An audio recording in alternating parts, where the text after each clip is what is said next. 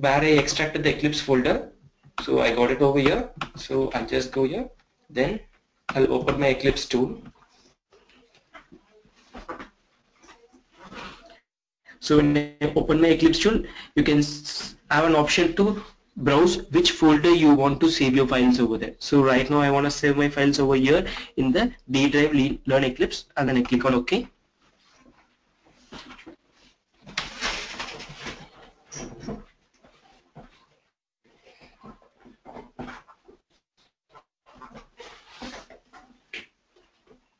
So now for me the Eclipse is open. So now what we have to do first means, actually first I need to create a project over here.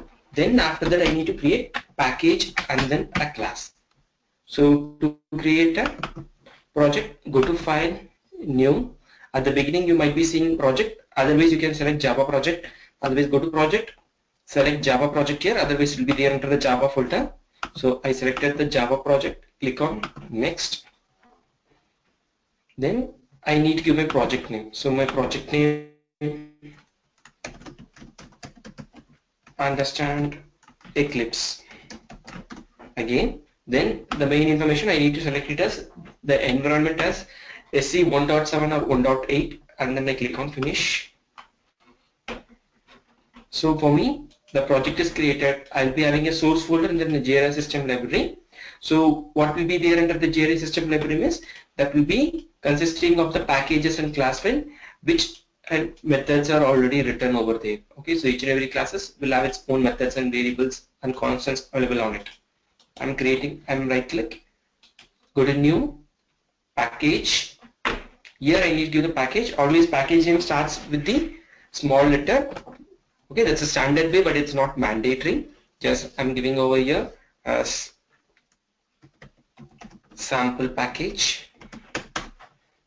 Okay, so now what I'll do, yesterday we know that actually what we created a package and then a class. In case I'm not creating any package, directly I'm going to right click, and then after that I'm going to new. I'm directly going to click on class over here.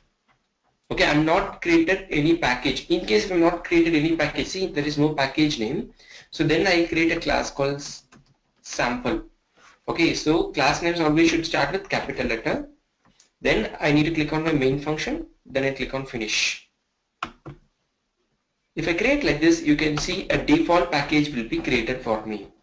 That's what will happen. Okay, so in case if I'm not giving any package information, a default package will be created. Under that my class files will be created, or the Java files will be created. So this is how to create a package, a class and a project over there. So now I want to type some, and then I want to print some information. For that the shortcut is SYSO, then control space system.out.println. Then I'll go for hello. I'll type it. Then save it. Then I need to right click, run as Java application. So that will be printing here. So SYSO, how are you?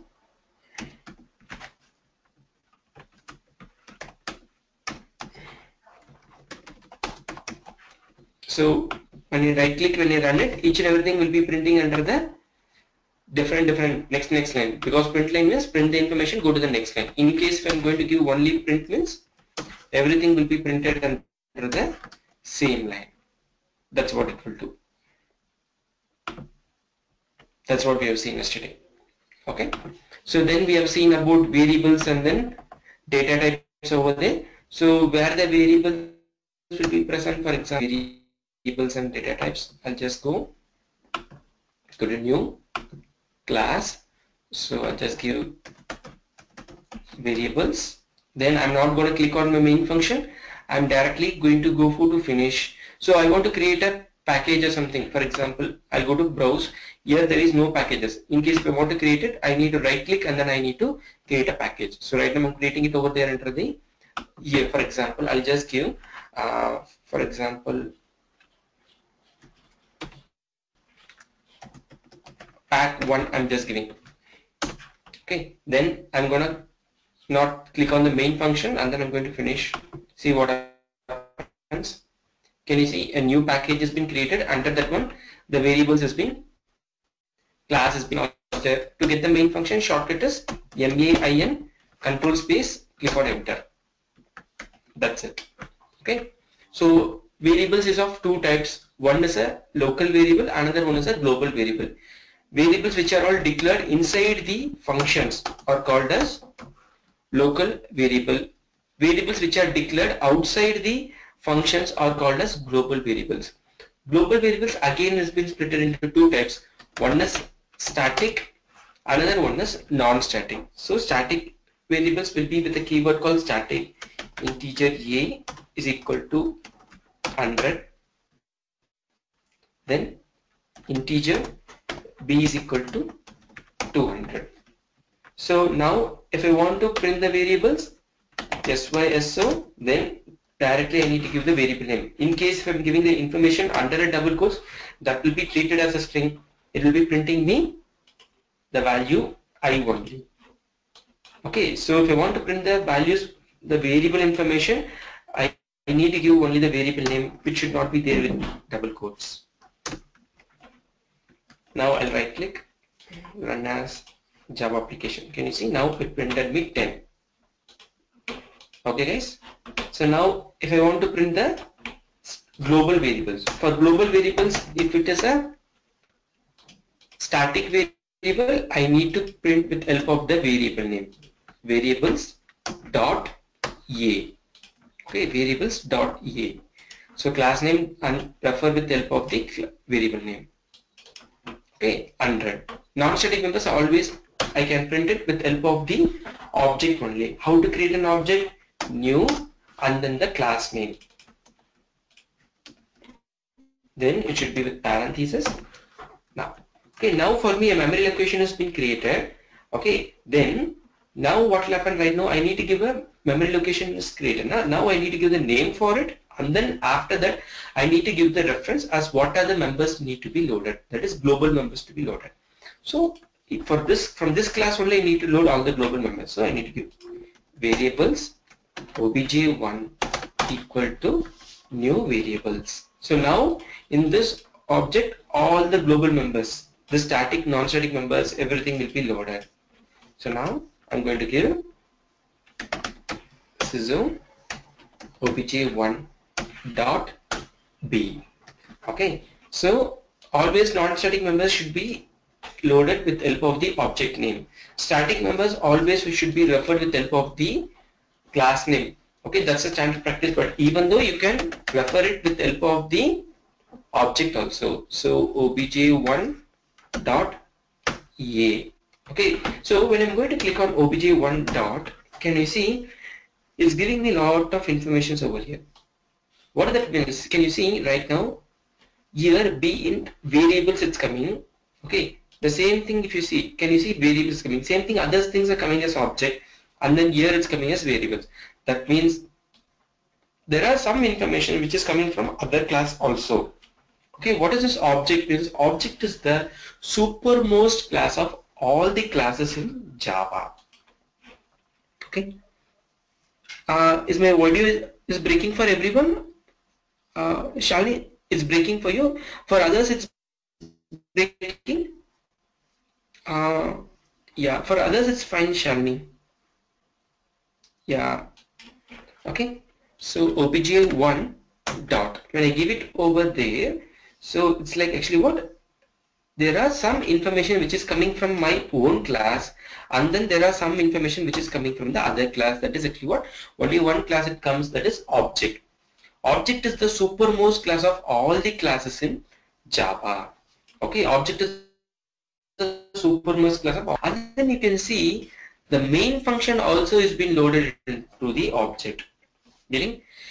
That is, whenever you create an object, all the members, okay, it might be a static or non-static members, everything will be loaded. It might be a variable or it might be a function. Everything will be loaded. So main also is a function over there, which is a static function over there. Okay, that's why.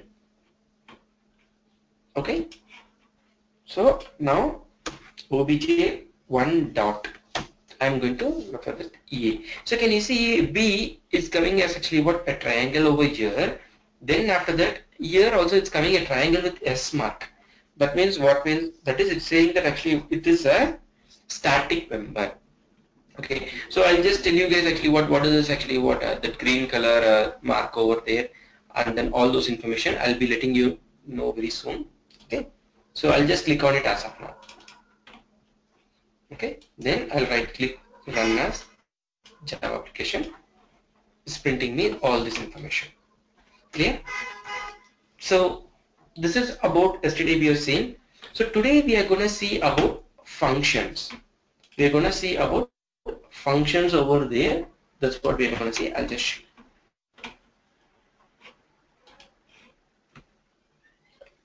Yes. How about, actually there is a question. How about obj1.i?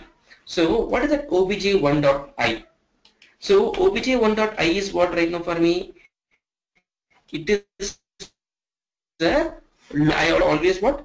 The members which is of global only will be loaded. It might be a static or non-static. Local members will not be loaded.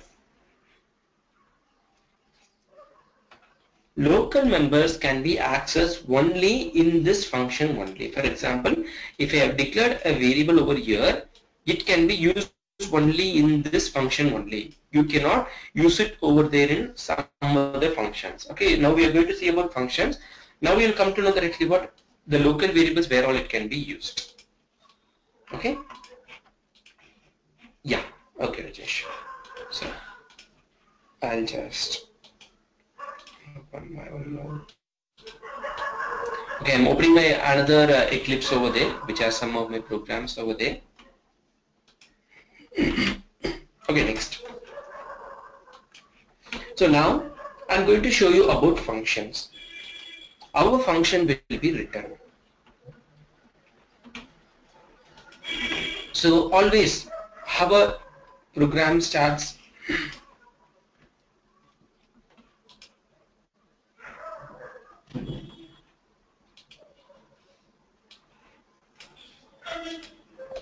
just this. Okay, our program starts class ABC. Okay, always a program will have a class ABC, then always there will be a main function will be present for me.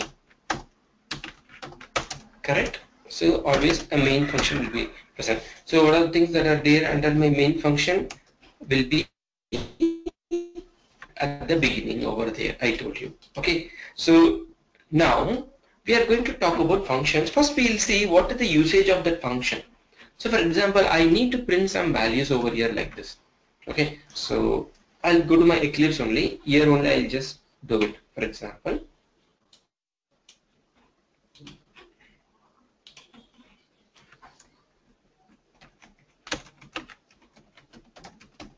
functions understanding. I'll just make it 1. I'll make it. So I want to print some values over here. SYSO. Hello.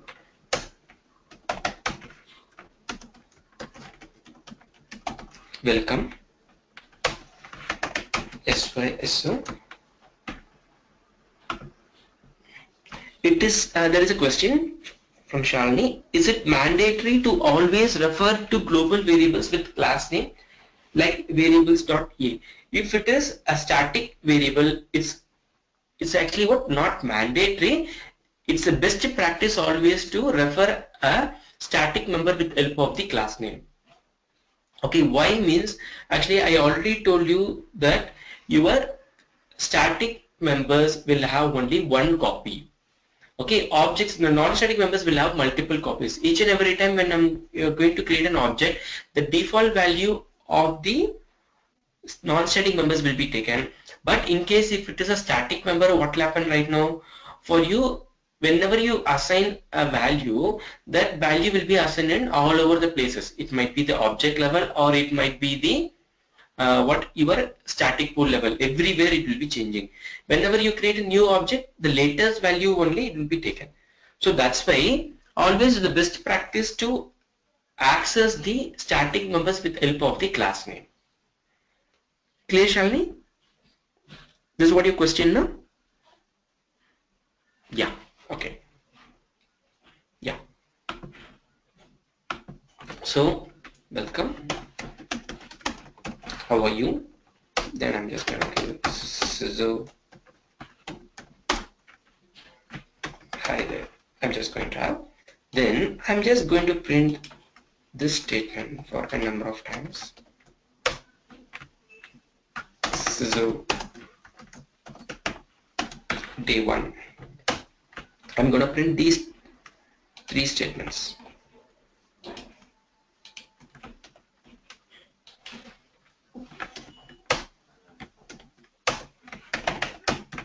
So day 2. Simply I'm just using it. So this is what my execution over here. I want to print over there like this. So day 3 and finally, okay. So there are some set of statements which I need to execute in my statement for n number of times. So what are the statements means? Hi, hello, sorry, hello, welcome, how are you? After that, hi there, hello, welcome, how are you? Day 1, hello, welcome, how are you over here? Like that, I'm just printing the same set of statements n number of times in my program. Okay, so if I'm going to use like this, the same set of statements n number of times in my program, so what are the things? The same lines I'm printing it for n number of times. Getting? So that's a problem over there I'm doing. So the same thing can be handled with help of function. First I'll execute this one, we'll see what is the output. Run as Java application. So it's printing everything. The same thing, if I'm going to have it over there in my functions, we'll see how it is easily can be managed.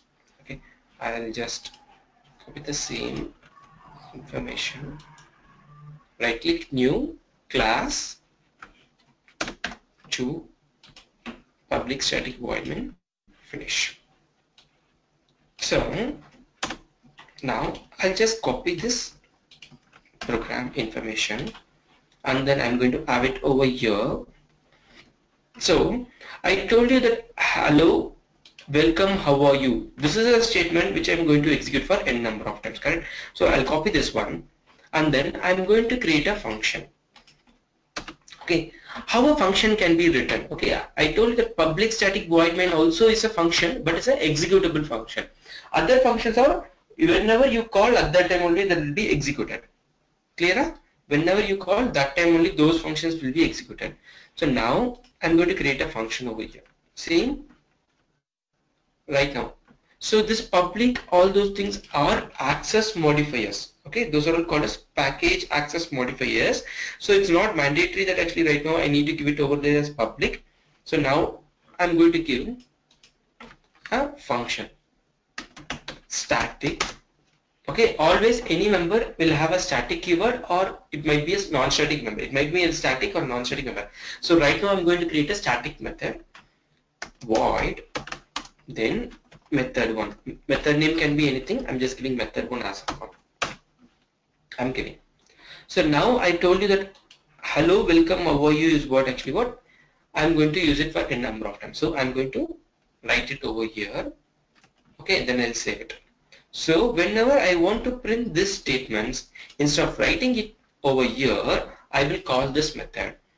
Okay, method 1 is my class name. So how I can call it? So right now I'll just delete these 3 lines. Then I'm going to give what is my class name? Function understanding 2. So I'll just give it over here. Dot. Can you see it's giving me dot class dot main dot method 1. So method 1 is what right now? My method here. Can you see? Okay, I'm just going to click on that. So now what will happen? Whenever I'm going to call this method, it will come to this method. Then it will print me hello, welcome, how are you? Then again, once after this execution is done, again the control comes over here, then prints me hi there. Then next again what will happen? So from my side, I'll delete these 3 lines. Then I'll print this one. The same thing I will do it for all the places wherever I used it. So once again I'm using the same thing.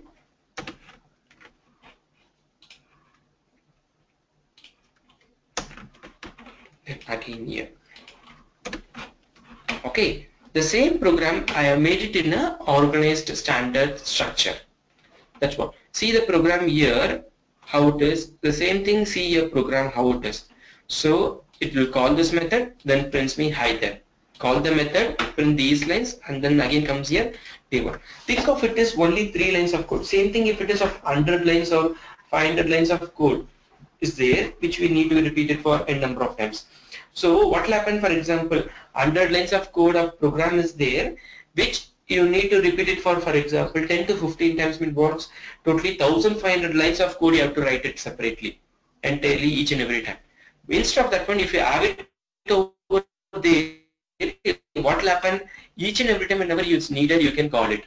And one more advantage is what means, whenever there is any changes that you need to do for those code, if you do the changes over there only in this method level, for example, this welcome, I need to print as welcome to Java class. Like that, if I do, what will happen? One change will affect in all the 15 places. Okay, will reflect in all the 15 places. So it becomes easier for me. That's why we use the functions here. Clear? Anyone has any doubts on this one? See, I'll right click run as Java application. It prints me the same information now also. Getting?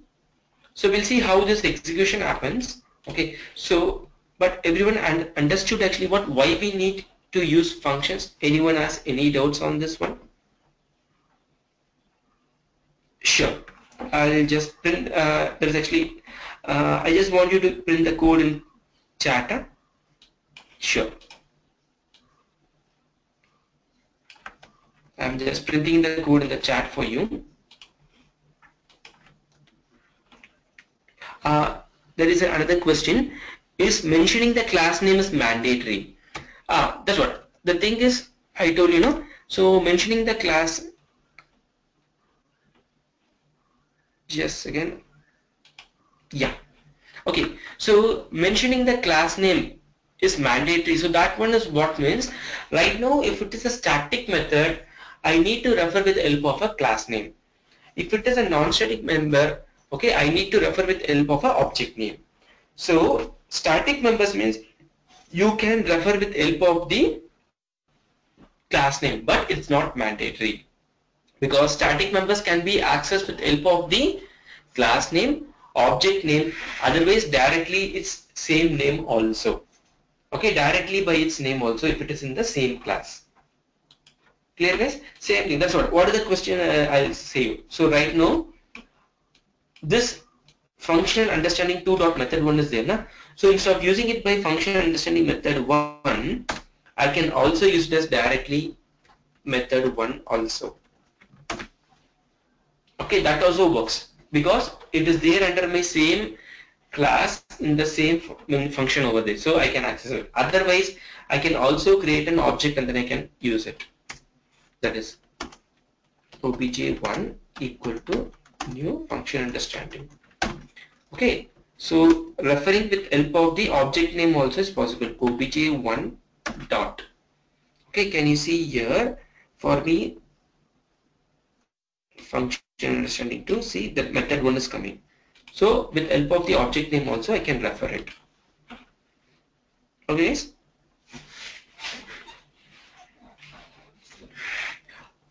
Rajesh, that is actually, you have shared the queries to Delish, can you pass on the doubt stream? So that is actually you are having the problem with just today information. Sorry. You guys are not able to see my screen. Ramesh, guys, can you able to see my screen? Ramesh, actually it's a problem with your side, I think so. Others are able to see. Okay. So, there's other question. Kiran and Ramesh, you guys have any questions? You raised a hand. Is there any questions from your side?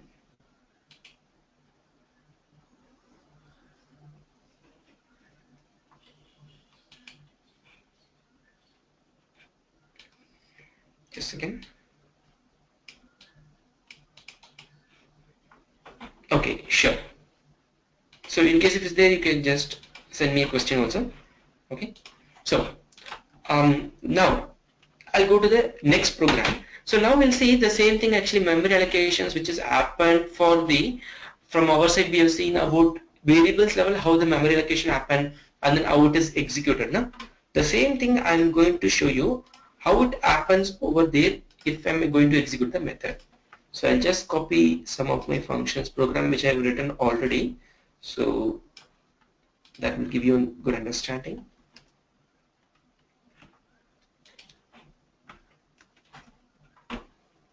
So I copied some Java files and then after that I pasted over there in another package. So there are some errors it's showing. We'll see what are the problem.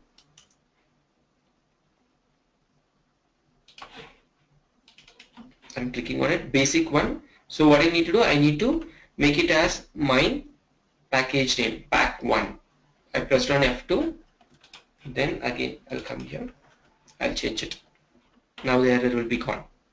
The same thing I will do for all the programs.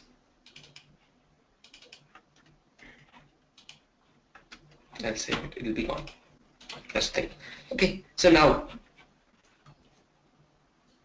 that is, I'll create another, I'll come to the same program actually. So here I created the static method. Okay, so now I'm gonna create you some other methods over there which is non-static, how to access it. Okay, so first functions usage understanding 3, I'll make it, then I'll click on my main function.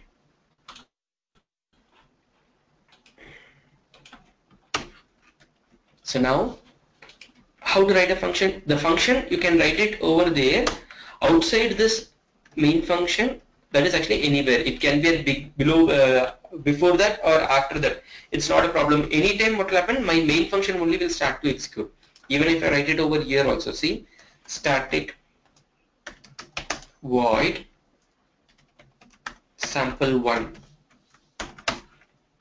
Okay, I'll have it like this. So otherwise I can also have it after this function also. So right now it's throwing me error. Why? Because here also I given a sample1, here also I given a sample num. So it becomes as a duplicate.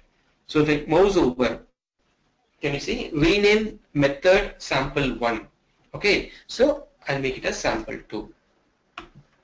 In case if I make it as actually what, sample1, then if I make it as non-static also, then also it throws me an error. Getting? So it treats as a different duplicate memory over there. That's the thing. So I'll make it as sample2. I told you that actually we can have static and the non-static methods both. Okay. So if I does not have a keyword called static, then it's called as a non-static method. Clear? So how a non-static method can be called, same as like how you call the non-static variables only. If I want to call this sample method, so for example, I'm going to print it here,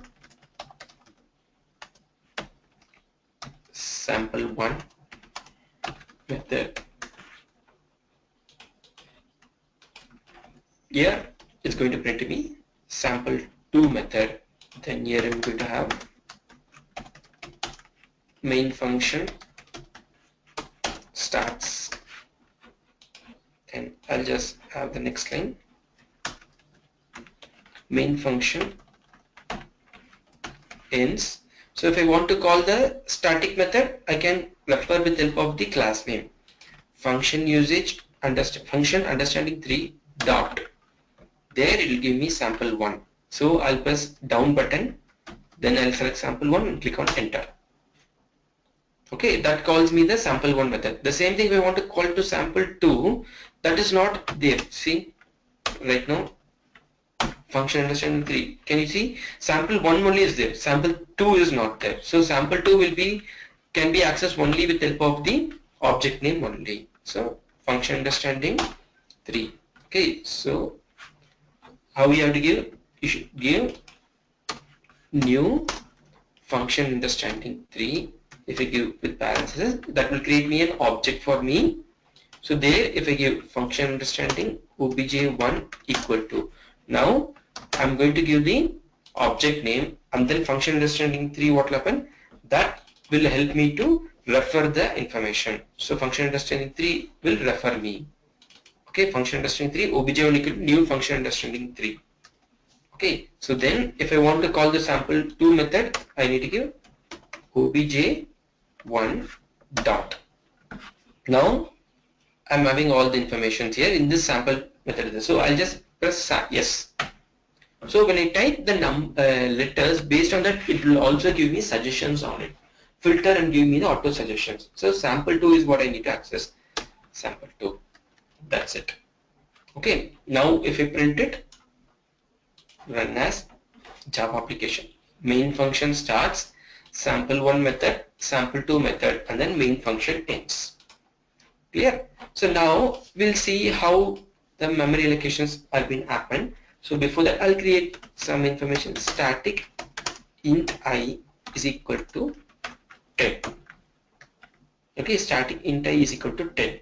Then after that, I'll have int j is equal to 20.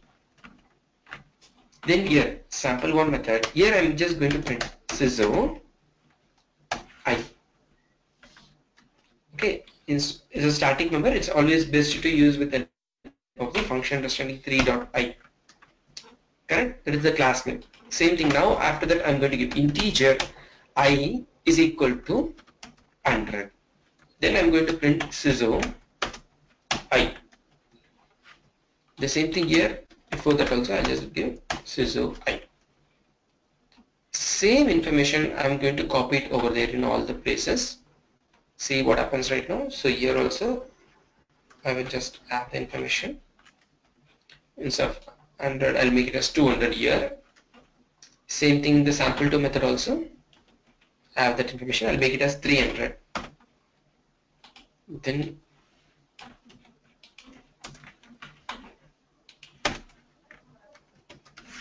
ends.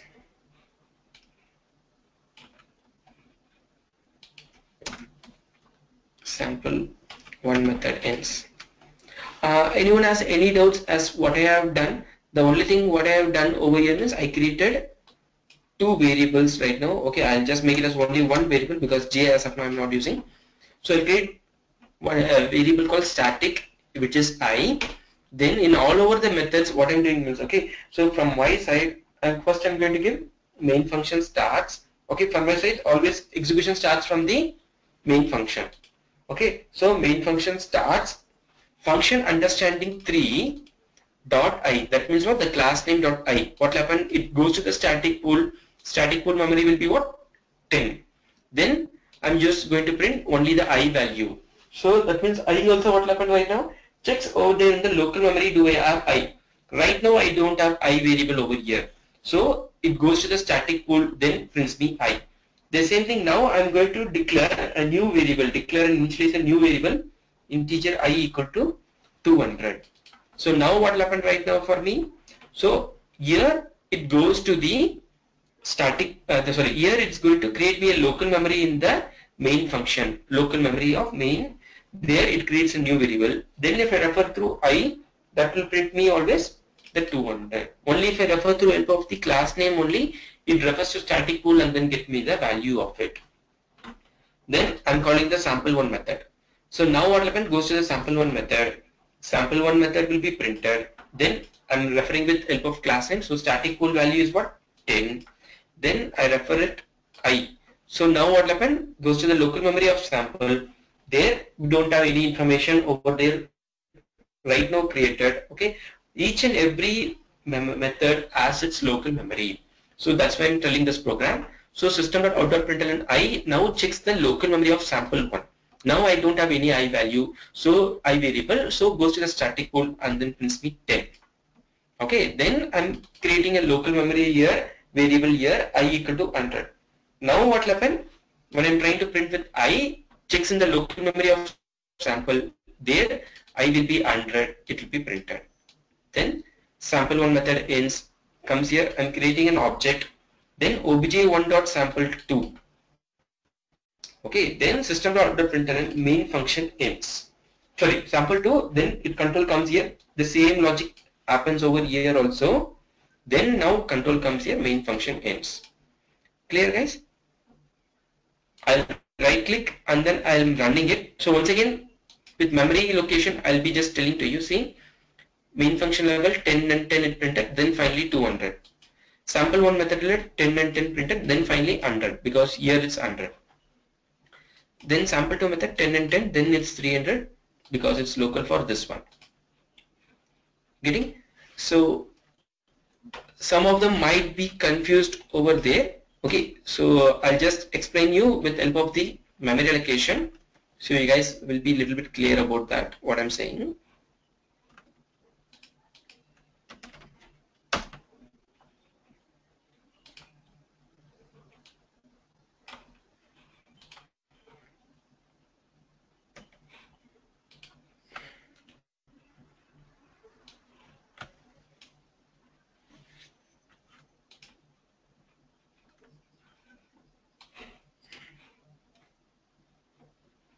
So I'm just going to print it.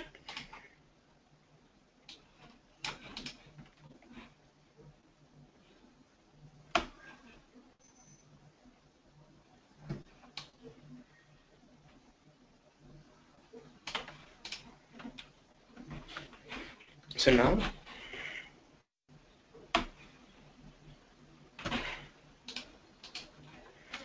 now I'm going to execute the program as per our memory allocation. Sorry. Just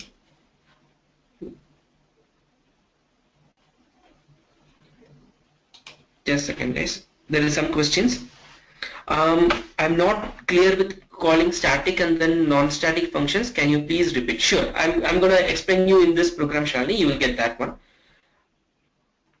Ramesh, you're seeing my screen very lately. Please pass the code, Surajit. Sure, Surajit. I'm just passing. I'll just pass that also. Guys, anyone is facing any problem that actually when I'm just moving from one screen to another screen, is it getting delay for you guys? Anyone is facing some same problem? Ramesh, it's actually for others it's fine, Ramesh. No, it's okay? Yeah, okay. Syed, you have any doubt? You have raised your hand.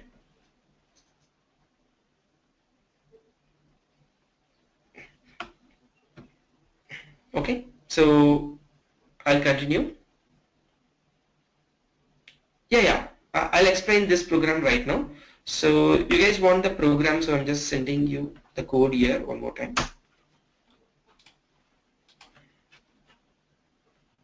You guys are receiving my code now once if I send it over there through the question window. You guys are receiving? Yes, okay, sure.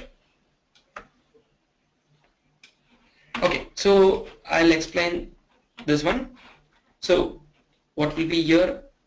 So function understanding will be my memory location name. So now what will happen right now for me? Always when I start the program, I will be getting my static pool. So all the static members will be loaded over here, I told. Okay, so this is a static pool. This is my static pool. So what are the static members will be loaded right now for me? If you see that integer I, this is one static member. That will be loaded. Sorry.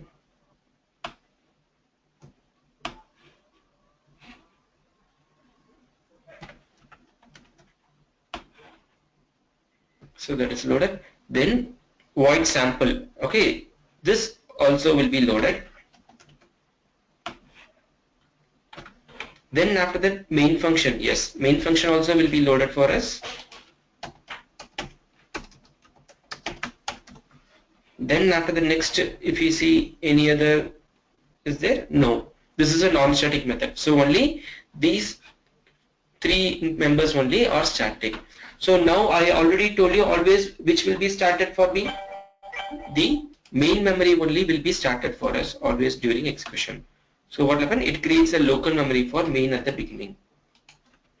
local memory for main has been created. Then next what will happen right now for me, when main memory start to execute over there, it that is actually what it creates a local memory. Then first main function starts.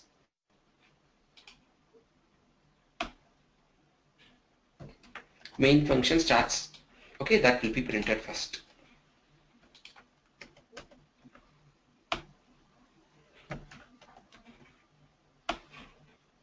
First main function starts will be printed. Then next function understanding 3.i. So function understanding 3.i means what? It's a class name. I'm referring the I variable with the help of the class name. So when I refer with the help of class name, what right now for me? First the control directly goes to the static pool only. So in the static pool I variable said yes. So what is the variable value right now? It's 10. So 10 will be printed. 10. Then next system.out.println I. So when I give it, when I'm going to give only the variable name, what is the I variable right now? So here right now it is in the local memory. I don't have any I variable. Okay, first control searches in the local memory. Hey, sorry guys. Okay. So right now I'm executing this one. Okay. So here the thing is actually okay. Just a second. I have done a mistake over there. So I'll start to execute from the beginning. My mistake. Just be with me. Very sorry. So I'll start to execute from the beginning. So there is no confusion. Just a minute.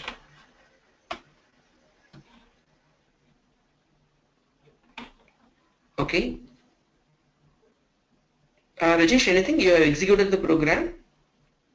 System.out.println I. Okay. It displays the value as 10. Yes, sir. I'll just explain this program so you guys. So no need to use the class name. That's what I'm saying. Na? It's not mandatory to use the class name for static members. Okay. Static members can be referred with the help of class name. Directly the variable name. Otherwise, with reference of the object name I can access. Standard practice is to use with the help of the reference of class name. That's it. That's what I'm saying. Clear? Okay. So I'll start it. First, when the program starts, static pool is created. All the static numbers are loaded for us. Then next, what will happen for me? Main function start to execute. So first, main function starts over there. Before that, it creates me a local memory for the main. Local memory for main. Local memory for main is created. So then,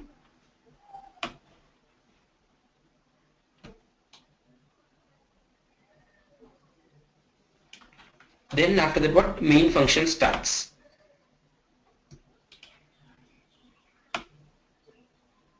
Main function starts. Then next, system.out.println function understanding 3.i I'm just giving. So what are the thing? Function understanding 3.i means, so reference is what right now for me? Function understanding 3 is the class name. So directly the control goes to the static pool. What is the I value right now? It is 10. So it comes here. 10 will be printed. Then next system.out.println I. When I refer with only the variable name, control comes to the main memory. Okay, the local memory of main. Then searches I variable is present. No, I don't have. Then control comes to the static pool. Then what will happen? Searches here I variable is there. Yes, we have. So now 10 will be printed. Getting now 10 has been printed for me. Then next. Then next.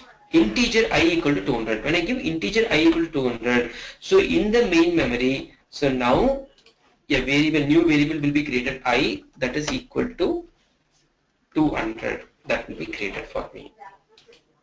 That's what. Then system.out.println I. Now the control goes to the local memory of main. There it searches I variable is present. Yes, I have a I variable. So now here 200 will be taken and then that will be printed here. Okay. So then after that, now I'm going to execute this one. We have executed till there. Now I'm going to execute here. Function understanding 3.sample1. Okay, function understanding 3 means class name is directly search goes to static pool, searches whether sample1 method is present. Okay, always methods will be referred with the help of parentheses like this only. Okay, so yes, sample1 method is there. Now what will happen? It creates a local memory for sample1. Okay, a local memory for sample1 is created now. That is, each and every time any function or anything executes, a local memory for that one will be created. Then next control comes to the static void sample1 method. Here it prints me sample1 method. Then function understanding 3.i. I am referring through class name for a variable I. So directly search goes to static pool. What is the I value right now? That is 10. So 10 will be taken and then it will be printed. Then system.println I. Now what will happen? It searches in the local memory of sample1. So here I variable is there? No, I don't have anything. Now the control goes to the static pool. Then after that searches whether I is present. Yes, we have I. So now it prints me 10 over here.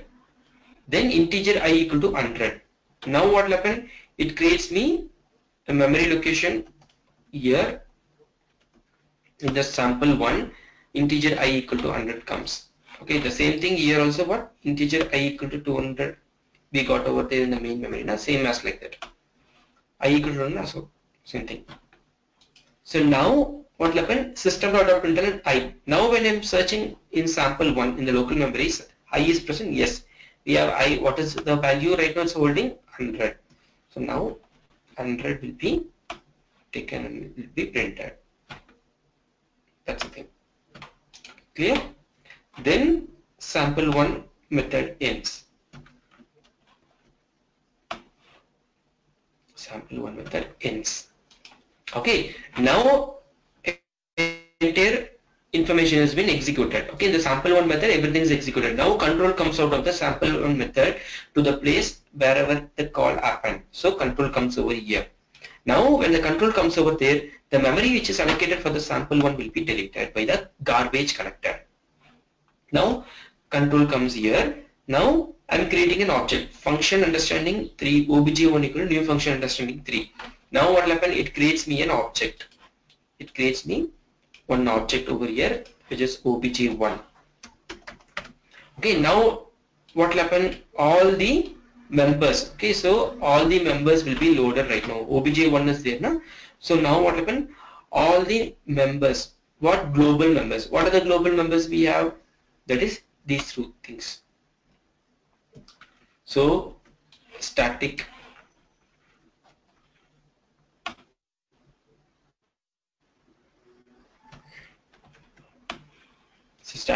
int I equal to 10, static and then even your main function also has been loaded in the object level, but we will not be using it, but main function also load.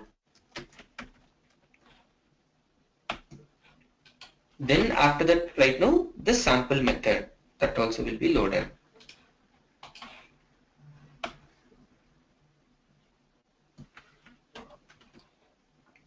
The sample2 method. So all these things will be loaded right now. Clear? So now everything is loaded. So then what will happen right now for me? Now control start to execute this line. Okay.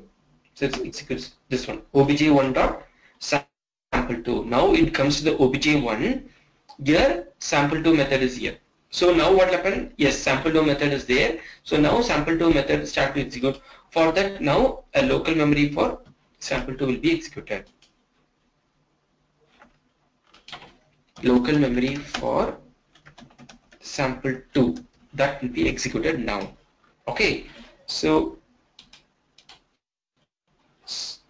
yeah, so there is some questions. Just a second. So in object we need to call only non-static variables, right? The thing is, it's actually what? Not compulsorily always you need to call the non-static members, but the standard way always actually what? We used to call only the non-static members, but it's not mandatory. Static members also we can call. That option also is present, But the standard way always use non-static members alone in the object. That's what I'm saying. Clear, guys? That is what I'm saying. I'm not clear with how the memory allocated for object 1 in this example. So Nitya, for you the question is clear? Okay. So Shalini, for you is allocated for object 1. So how the object has been played means, for here if you see this step,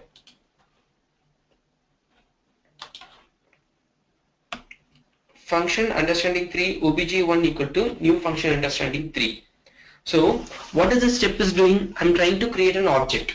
Okay, so where the object has been created, that object is created from the main memory. Okay, the object is created from the main memory. So whenever I'm going to create the object, whenever I'm trying to create an object, what will happen right now for me? So all the global members of the referred class. The referred class is what here? Function understanding 3.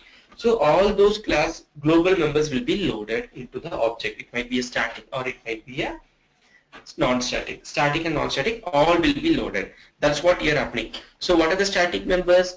Static int I equal to 10. Static void sample 1. So these two things are loaded. Even the main also static, that also will be loaded. Then if a control comes over here, then sample 2 is a non-static. So non-static members also loaded. So that is how this object is created, the memory is allocated, and then all these members are loaded. Clear, Shalini? That's what's your doubt now? Okay, yeah. So now for me, obj1.sample2. Now I'm going to execute this one. So why I'm referring with obj1 for the sample 2 means because it's a non-static member. Non-static members can be referred only with the help of the class name alone. Sorry, object name alone. So now obj1 when I refer, it comes to the obj1 object memory. Comes here sample 2 is present. Yes, we have sample 2. Now what will happen? Sample 2 for that a local memory will be created for me. That's what local memory for sample 2. Then next what will happen right now? So it comes to the sample 2 method. Then sorry. Okay, it comes to the sample 2 method. Then now what will happen? It will execute this one. So void sample 2 system.println sample 2 method. So sample 2 method. Sample 2 method. So here that will be printed. Then function understanding 3.i. So that means function understanding 3 is what? Is my class name. So function understanding 3, if I give, always search will go to static pool. What is the I value? It is 10. So 10 will be taken. Then again now what will happen right now?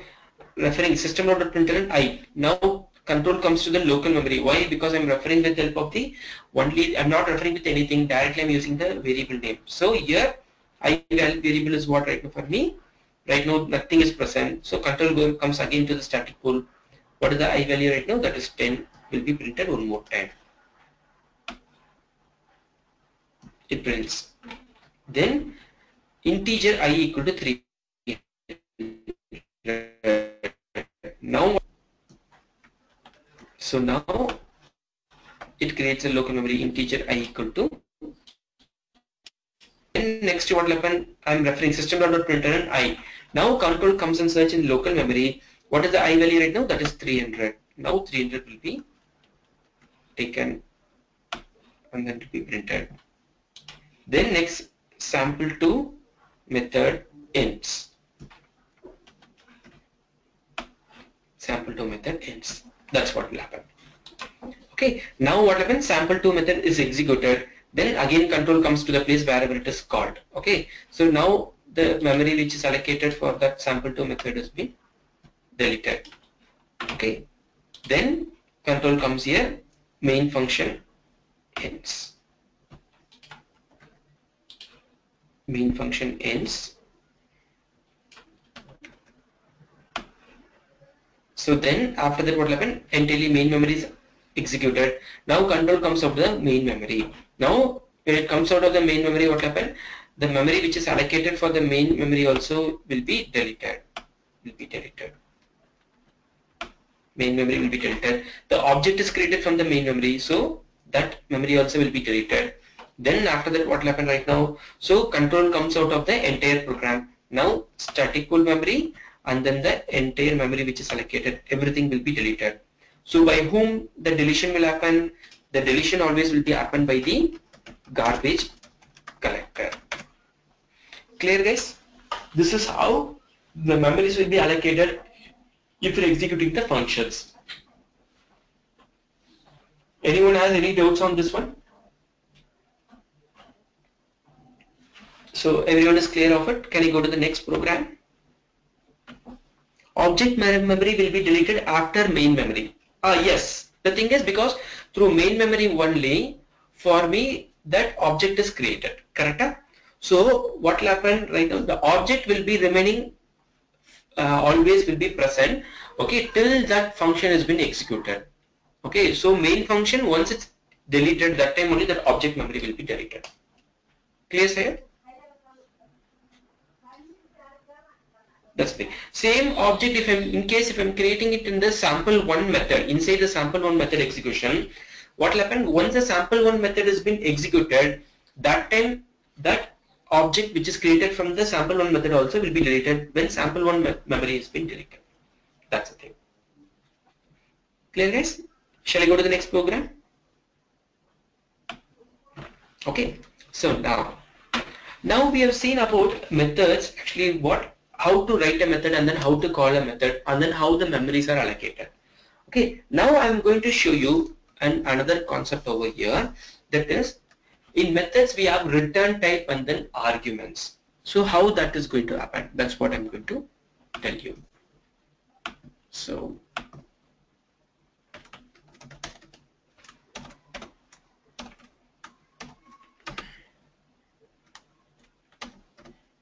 just a second, give me 2 minutes.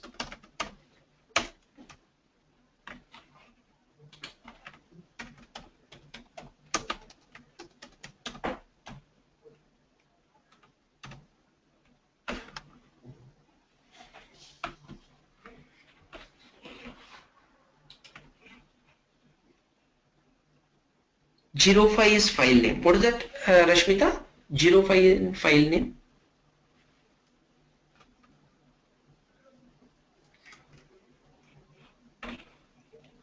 Zero5 file name, what is it?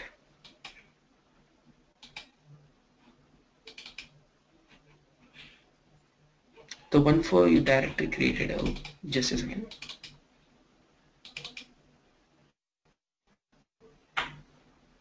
Oh yeah. Thank you so much.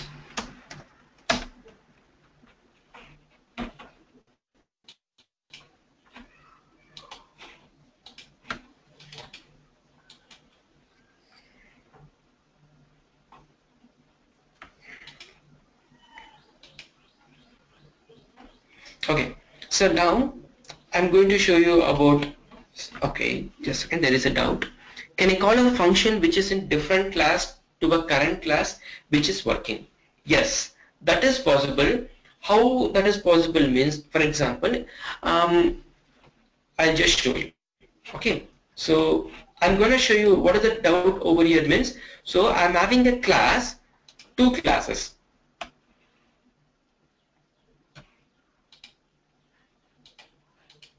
So I'm having two classes. So I'll write here, for example, two classes. So class ABC.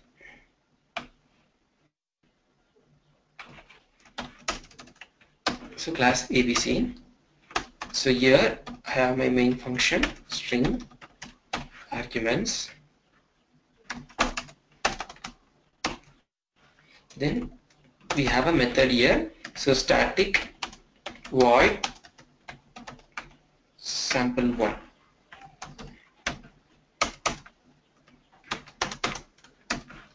So here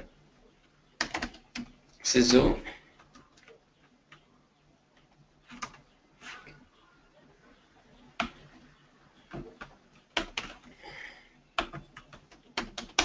ABC sample1 method. So this is a static method. Okay, I'll mention as ABC1 sample static method. Then I'm having here, instead of static, I'll make it as non-static over here. So ABC, this is sample2 method, sample2 non-static method. Okay, these are the two methods I'm having over here. So here I'm having, so to call this method from here, what I'll be using directly, I can use static method means abc.sample1. Non-static method, I'll be creating an object for this one. The same thing now I want to call these methods in the other class. So how to call? That's what I'm going to show you. Class XYZ, always a class. If you want to execute it, you want to have a main function, string arguments. So then from here, if I want to call this method which is in the ABC class means, so what I need to use, I need to use ABC dot sample1. I need to call like this. That's it. The same thing in case if it is non-static method, I need to create an object for the ABC class. So ABC obj1 equal to new ABC. Okay, this is how I need to call that. Okay, so here I need to give obj1 dot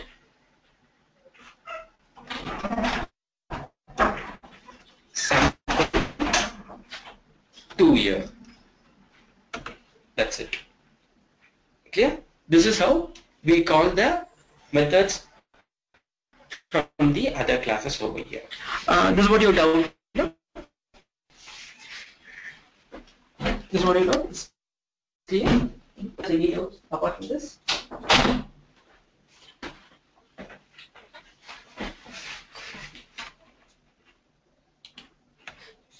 So we'll have two mains. Okay, it's not compulsory that actually what we will be having two mains. So if you want to execute it, you will have a main. Okay, so if you have a main class, then only what for you actually what the class will be executed for you. Okay, it's not compulsory actually, but for example, right now I'm going to execute the XYZ class. That is what right now for me is important. Okay, so for ABC class is not compulsory that I need to have the main function. That's the only thing. What is the difference in calling the method in same class and from other class? So the thing is actually what is the difference in having calling the methods from other class means? So in the real world, always actually what we will be having n number of classes. Okay, based on functionality. Okay, for example, I'm going to tell you actually what Gmail is the application you are going to develop it. So for inbox, they will have a separate class. For send items, there will be a separate class over there. For each and every functionality level,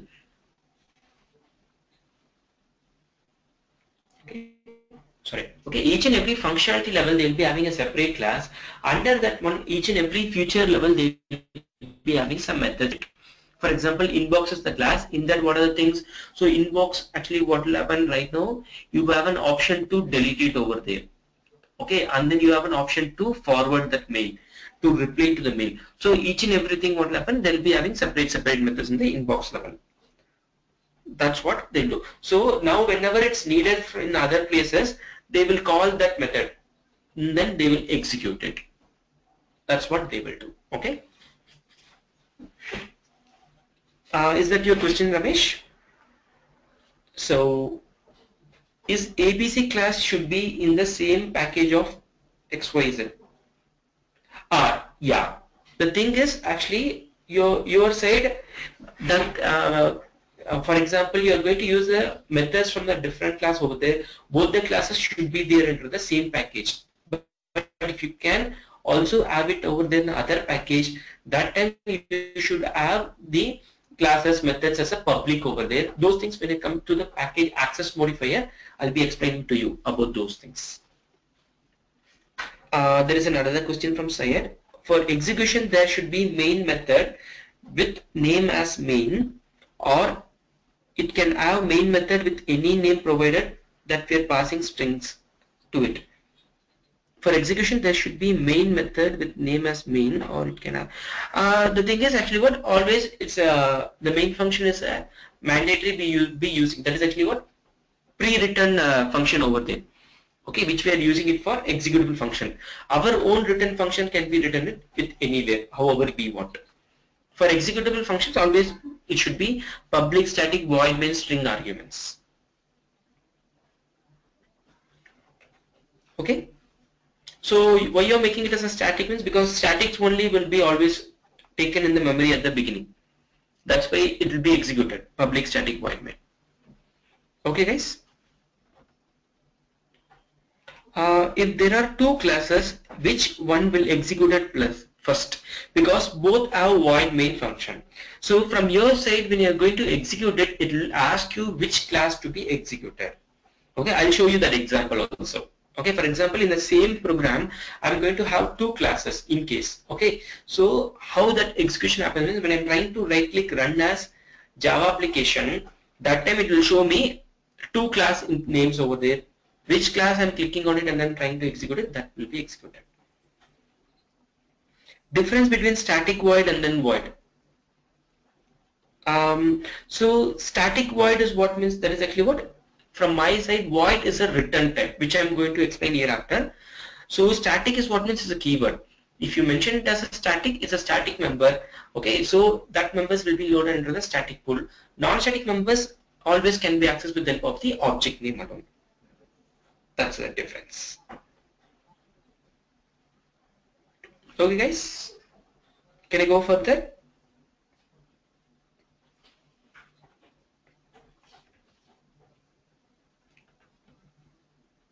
Okay, so I'll go to the next thing.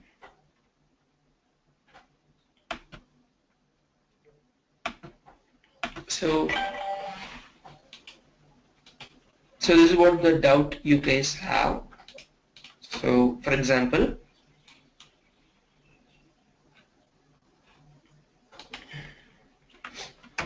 two classes. Okay, I just create a class name as two classes main function. Okay.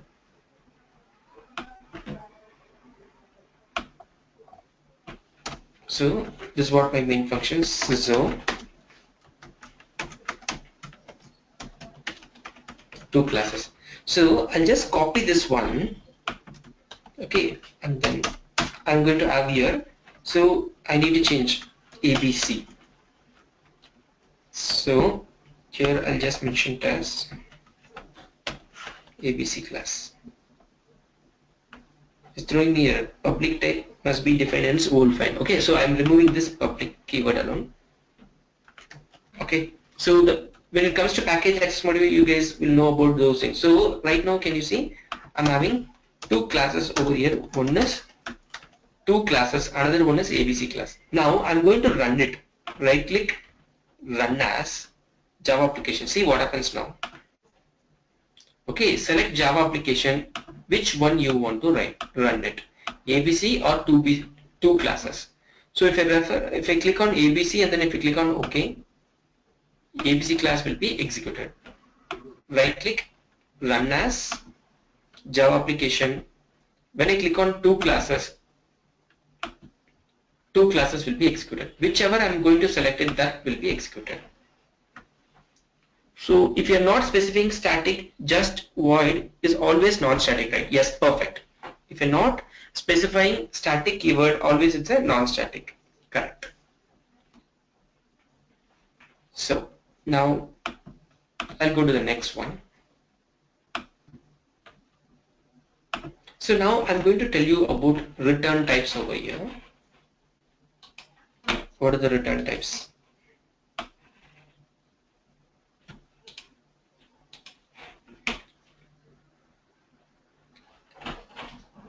Second time why we removed public word with class. The thing is actually what in the same program I cannot have two public classes. Okay, I can have only one public class over there. Others should be a default class. Okay, those things when I come to the access modifier, now you will come to know those things.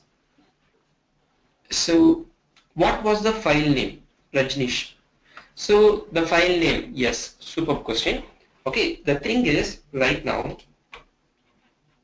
two classes I have created over here, correct? So there is only one Java file you can see over here in the Eclipse. Okay, right click, refresh it. Okay, there is only one two class Java file. Now I'll go to the original folder location. We'll see what happens over there. I'll right click on the package, go to properties. Now I'm going to get the property location information. So if you see in the resource, you can see the location of my package. I'll copy that. Now I'll go to this location.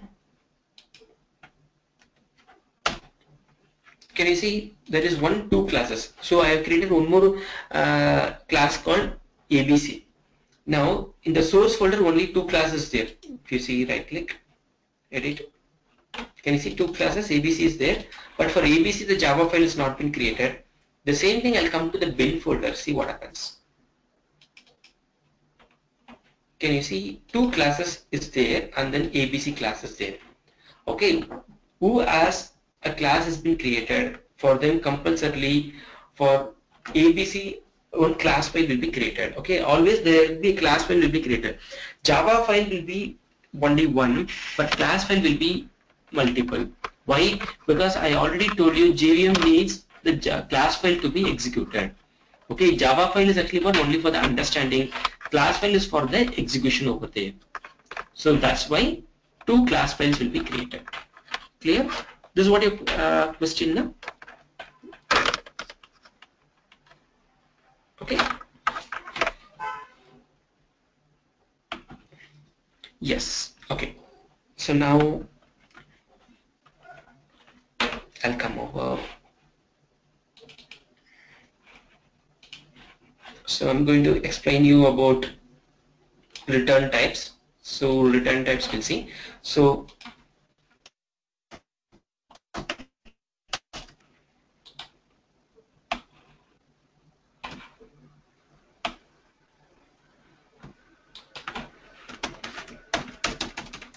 ABC. So then I'm having my main function. Then I'm going to have a method, static void, then sample1. So if I'm going to have static void sample1 over here, so what are the things will happen over here? If I want to call this method, how I will be calling? I'll be calling it as, the class name is abc dot sample1. This is how I used to call the method. Clear? So I make it as capital letter because standard way is to use this one. abc.sample1. So always, okay, your method will have a return statement. Okay, so if it's a void means, okay, it will be having the statement called return, but it will not return me any value. So it's not mandatory in the void. If the return type of my function is void, it's not mandatory for me to use the return statement. But instead of void, I can have different data return types. Return types will be your data types. See, I can have static void sample2. So here, if I'm using, instead of void, if I'm using it as integer, okay, what I need to do means, here I should use the return statement return 10. I need to use like this. So that means if it is integer, I should return an integer value. The same thing if it is double. What should happen? I need to return a double value. In case if it is Boolean, I need to return a Boolean value, either true or it should be false. Same thing if it is string, I need to return a string value. That's what. Clear, guys? So if you want to call this method, as usual, I'll be calling abc dot sample2. I'll be calling the method like this. So what will happen here in case of having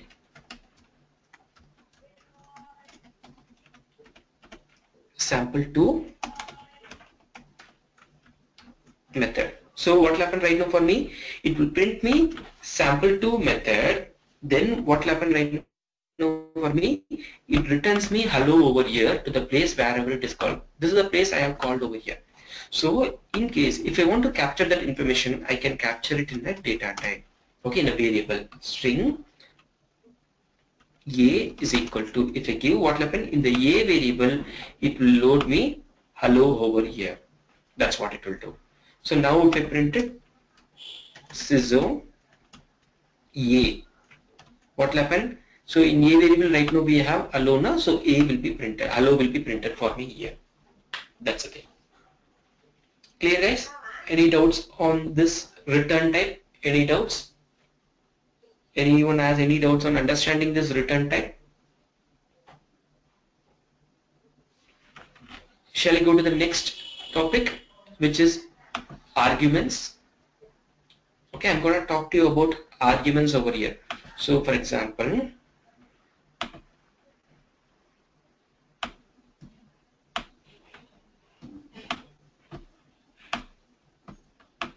this is return types.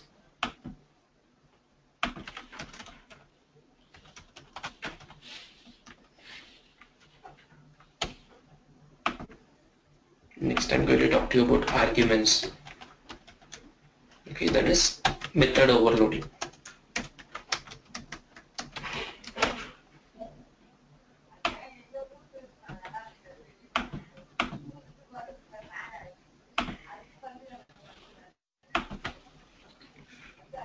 Okay, there is a doubt. In output sample2 method and hello will be printed, right?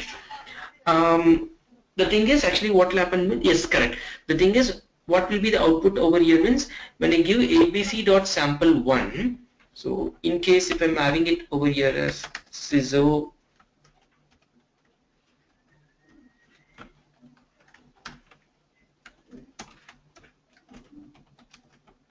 sample1 method,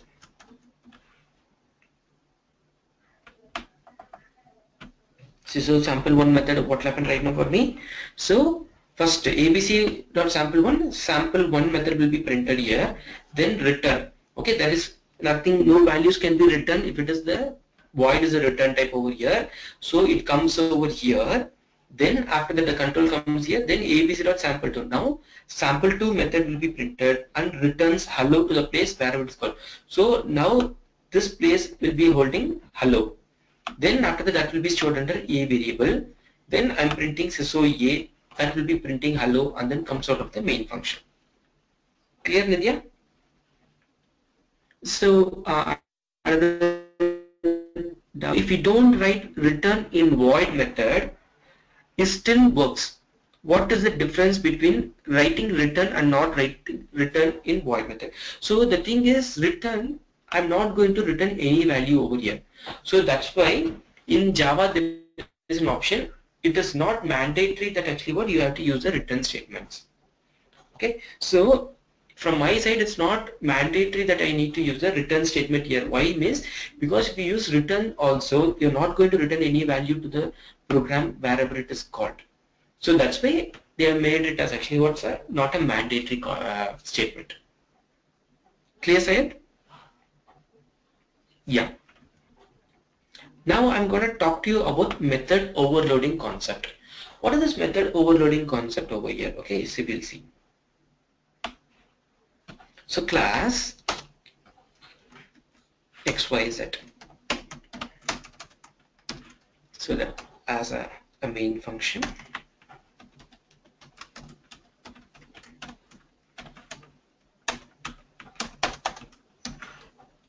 Public static void means string arguments over here. So I'm having a method called static void sample1 So static void sample2. Here I can have integer a like this, integer a. So the thing is here sysO sample method sysO sample2 method. So then I can just print it sysO a.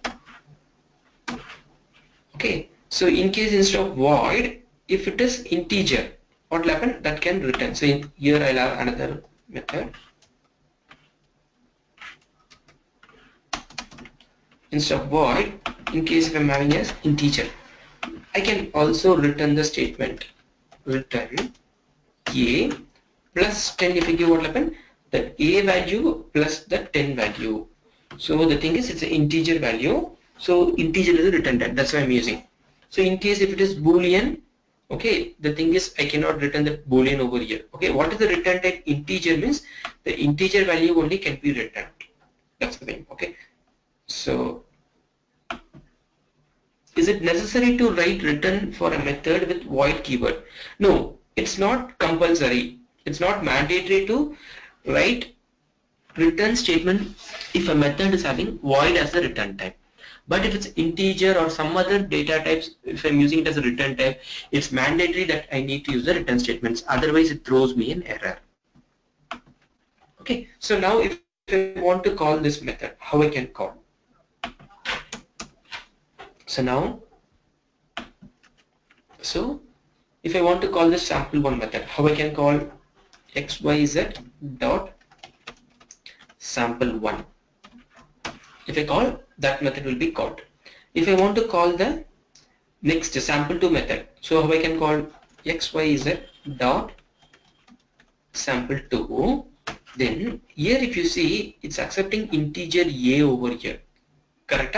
So I need to pass an integer argument. So if I pass 20, then only this method will be called, because I can have a method with the same name also. So for example, see here integer 2, okay, this will be a problem.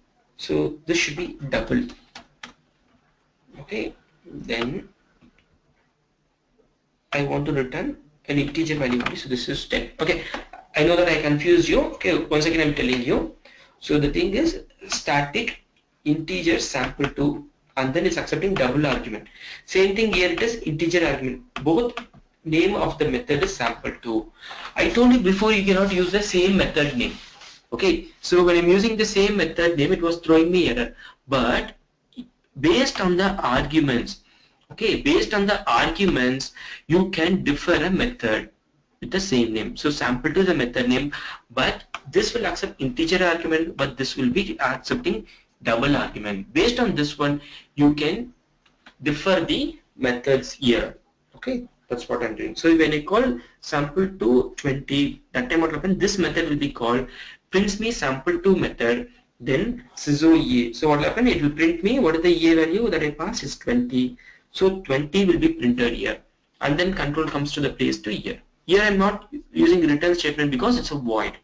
It's not mandatory to use return statement. So then xyz dot sample3, then here it's accepting double argument. That means I need to pass a double argument 10.50. Now what happened? This double argument will be called. So now what happened? The a variable will be holding 10.50. Okay, a variable will be holding 10.50. Then prints me sample2 method. Then a prints me a. So what is the a value right now? It is 10.50 will be printed. Then returns 10. So that will be coming over there. That 10 will be coming over. In case if I want to capture in a variable, I can capture it as like here I'm capturing the variable. So the return value is integer. So I can use integer a or b or anything, whatever I want to use. Otherwise, I can also print it. So I'm not don't want to capture it in any variable. I just want to print it what is the value. This is also possible. Clear? So this is how, okay, always the methods will be differed based on its arguments. Okay, so this concept is called as method overloading. Okay, a method having the same name but having different arguments is called as method overloading. We'll see more about method overloading. Okay, the concept is this one. How sample 3 came? Hey, sorry guys, sorry, it's my mistake. Sample 2, sorry, sample 2 is sample 2, that's why it's calling this sample 2 method. Okay, my mistake. Can we overload method with different return types? Yes, correct. So based on return types, the methods will be different. I can have integer, double, string. Okay, based on the number of arguments or based on the type of arguments, I can differ a method. Okay, I'm going to show you those things in my programs over there. So if you understand the concept, I can go further and then show you those programs to you. You're clear about this concept, everyone? What is return type? What is overloading over here? Okay, you guys are still in the confusion mode?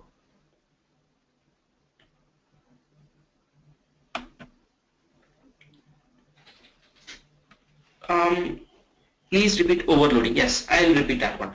So can I call a function which is in different class to current class which is working? This one you guys send right now. Huh? Can I call a function which is in different class to current class which is working? It's an old question I think. But no, yeah, you can call that. It's an old question. Huh? Okay.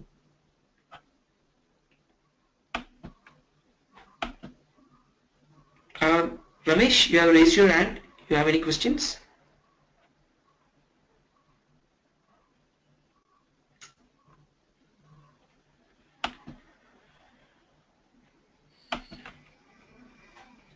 The same function can return different data types. Yes. The thing is, based on what I pass over there, based on that, it returns the information. Okay. I just come to that one once again. So I'll do it right now. So I'll execute this program. So now, what is my class name?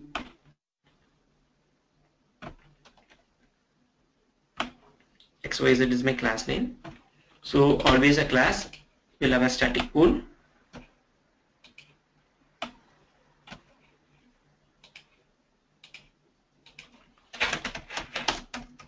Always a class will have a static pool. So then all the static members will be loaded. What are the things? We have a main function.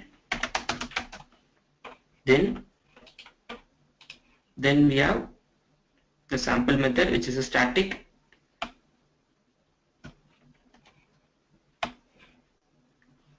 Then we have sample to integer a. Then we have same again sample to, but which is accepting double argument. So all these things are being loaded. Now what happened right now for me? Always, as I said, main function start to execute at the beginning.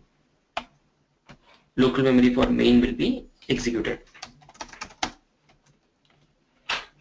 Local memory for main is executed. Now first xyz.sample1. So xyz.sample1 comes to the static pool. Sample1 method is there. Yes. So now what happened right now? Creates a local memory for the sample1.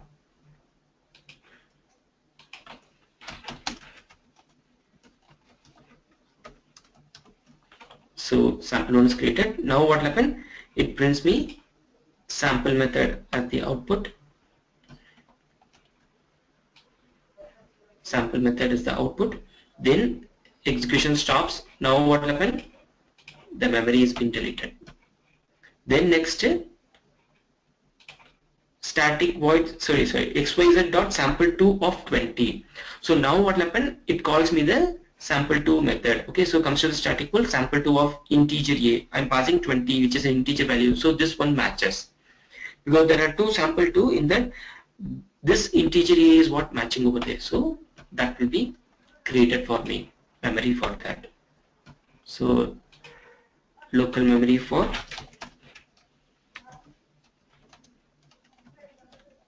sample2. So here integer a. So that means what I from my side is integer a. So we got it. So now what will happen right now? I'm passing 20. So what will happen right now? That 20 will be passed to this a variable. Okay, so here in the a now, so there that 20 will be stored. A equal to 20. Then so sample2. So this method is executed right now. Sample2 method will be executed. Sample2 method. Then so a. So now what happen comes here. What is the a value right now? That is 20. So 20, because I'm referring with the help of only the variable name. So that means always checks in the local memory only. The priority goes there. Then execution is completed. Now what happened? The memory is being deleted right now for me.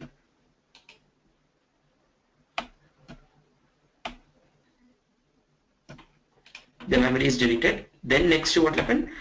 xyz dot sample2 so xyz dot sample2 10.50, which is a double value I'm passing.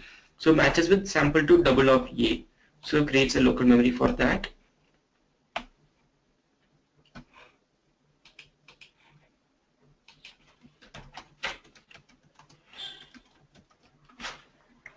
Local memory for sample2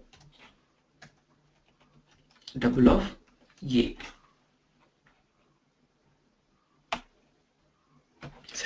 Sample to double of a.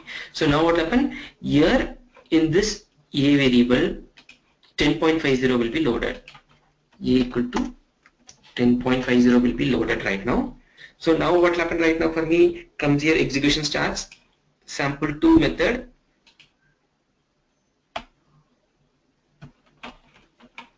sample2 method comes over here, then so a. So what is the a value right now here in this? 10.50. So I'm referring with the help of the only the variable name. I'm not referring with anything, so that's why directly local memory takes priority. 10.50 is printed. Then I'm returning 10. Why? Because the return type of it is what integer. So I need to return 10. So now what happens? That 10 will come to this place. Okay, then that is there under system.println. I'm not storing it under any variable. I'm just going to print it. So 10 will be printed over here. Then along with it, when it going to come out from that sample2 method, memory will be deleted for it. Clear? Then after that, main memory is being executed, main memory will be deleted. Then total program is executed. It's going to come out of the program, static pool, and then the entire memory will be deleted. Clear? This is how the execution starts. Okay, the execution completes. Anyone has any doubts on this one? I'm going to explain you the next to the about the method overloading one more time. So anyone has any doubts on execution part? How this integer a is being called, double a is called over there, and then why the memory is being created, and then why a is equal to 20 here, why a is equal to 15.50. In this part, anyone has any doubts? You can just tell me. So everyone is clear? There are two things. One you guys understood, one you guys did not understand anything. Which is one right now? Correct? Everyone is clear about the concept?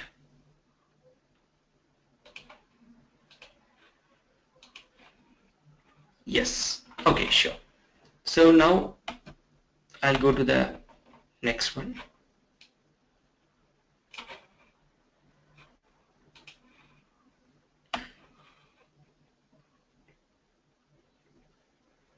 I'm going to tell you about the method overloading concept only right now.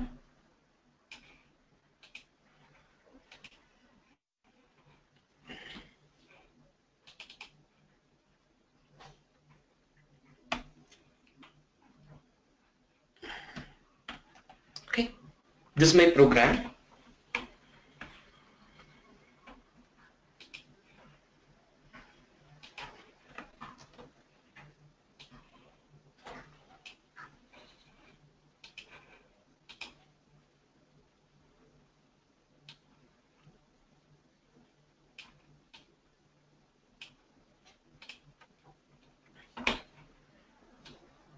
Okay, this is my program which I'm going to execute. So if you see over here, sample is the method name. Okay, sample is the method name. The thing is actually what all the method names are sample only. But the difference is what can you see here? There is no arguments. Okay, this type of methods we'll be calling it as a default method.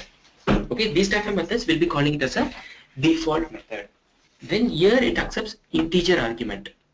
Okay, then this accepts double argument. Here it accepts integer and double. Then here it accepts double and integer. Here it accepts integer, double and string. So what are the thing means? These methods, okay, the memories will be deferred based on the number of arguments or based on the type of arguments. See here it's integer and double, okay, the type is being deferred. This is integer and this is double. Then here if you see it's integer and double, so the numbers are deferred, okay. Number of arguments, here it is 1, here it is 2 over here.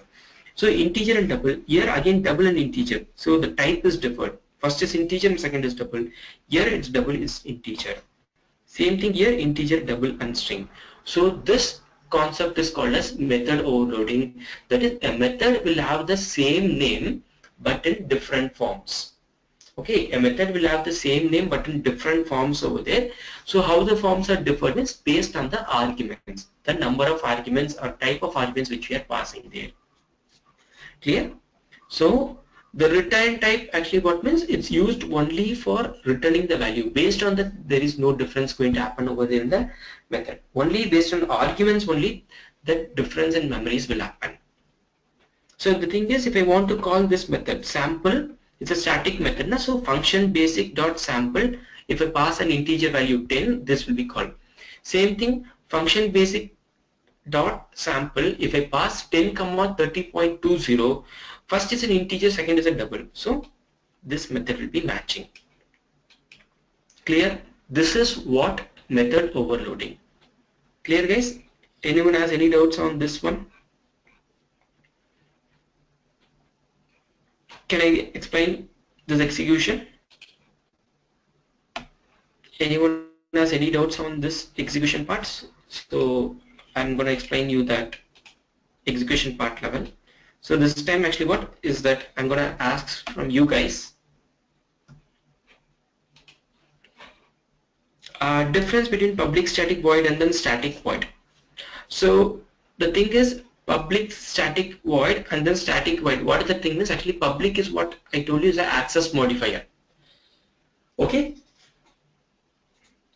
When you make it as public, it can be accessed all over the project. It might be there under a different package or the same package, same class or a different class.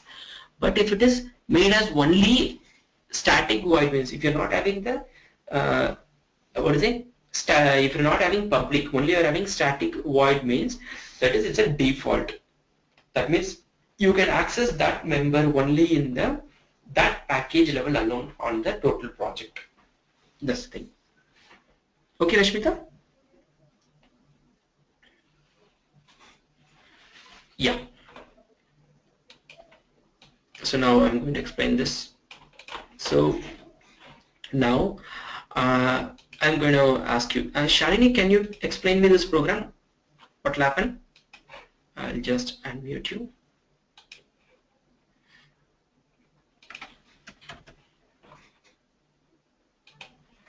Shalini, you want to try? Yes, Murli. Yeah. Can you just tell me? Yes. So first we have the static pool, where all the static. Yes, superb. So here we have sample int A. Yes, correct. Then we have sample double, all the samples basically in this program. Correct, because everything is a static. Correct. And then we have main. Just a second, I'll load all these things. Sure. And then main, yes, correct.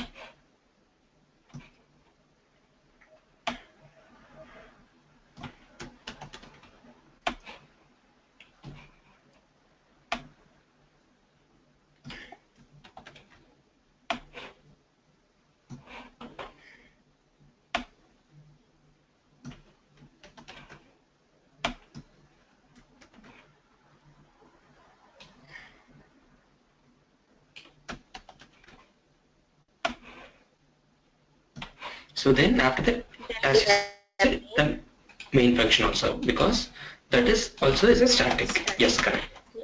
And then we have, I don't see Okay. what is next. Can you scroll down? Oh yeah. Just so after this one, right now we don't have anything. We That's don't the have main anything. function is last. Yeah, that's done. Yes. And then So we now, have the local memory for main. correct. First, the local memory for main will be created. A local memory for the main will be created at the beginning. Correct. In Then, that we have a sample. I'm not sure if sample has to be there in local memory because it's already there in static pool. the thing is, local memory for sample will be created. Then what will happen? Your main function start to execute beginning. Correct? Okay. So, No, sample. we have sample inside the main, right? So I'm really not sure if it has to be there in the local memory of main or. I'll tell you that one. So, Yeah. local memory for main. Main. Yeah. So the thing is, here I'm going to use sample, okay, which is a method. I'm trying to call the sample method. The thing is, what will happen? It will first check over there in the main memory. Do I have any sample method? So Okay, there it's is not there, nothing so here in. Now what happened? it will go to the static pool and see if it's available there. And we do have sample, so we have a local memory created for sample. Correct. So now it takes the sample method from the static pool. Now what will happen? A local memory for sample. Correct. A local memory for sample will be created. Yes, superb. So in sample, we don't have anything to be initialized. So it will print the sample function and yes. So it prints me sample function. Sample function. And then here we see a return of 100 that Correct. will actually be there for the, it will return that to the main function. That value will be returned to the main function. Can you tell me why I need to return 100? Oh, because it's a type integer. I mean, it's just you're returning a value that you want. It's not an output from anything. Because the function is integer, you're returning an integer value. Correct. The return type is integer. That's why it's mandatory for me to use a return statement with the integer value to be returned. Right. So now that 100 will be returned to the place wherever it is called. Sample. Yeah. So now, is there anything will happen over there? The return 100, will I be doing anything? I think it will be there in the local memory of sample. No. The thing is, I'm not going to print or I'm not going to capture in any of the variable. Okay. So it's just going to be there. Correct. It comes over here and then after that it just vanishes because I'm not going to capture anywhere. Okay. Okay. That's the thing. Clear? So after it comes back to local sample, the local memory of sample is destroyed, and then we have in the local memory of main we have integer C, where again we are calling sample. Sure. Yeah. Thanks, Ali. I'll just go with the next person. Okay. Yeah. Thank you so much. Rajnish, you just want to try the next? You're there, Rajnish? Yeah. Can you try? No, what do you want? Sorry. Actually, oh sorry. We have executed, there is actually, Shalini, she has executed till here, the sample method. Okay, now you have to execute me this integer C equal to sample. Okay. So in this case, now this sample function with the return type integer would be called. So now integer C equal to sample, again what happens? Okay, I tell you. The first one, the public static int sample, because we are passing no arguments, but the return type is integer. So 100 would be called and it would display 100. Sure. The thing is, it's like when I use integer C equal to sample, a local memory for the sample will be created.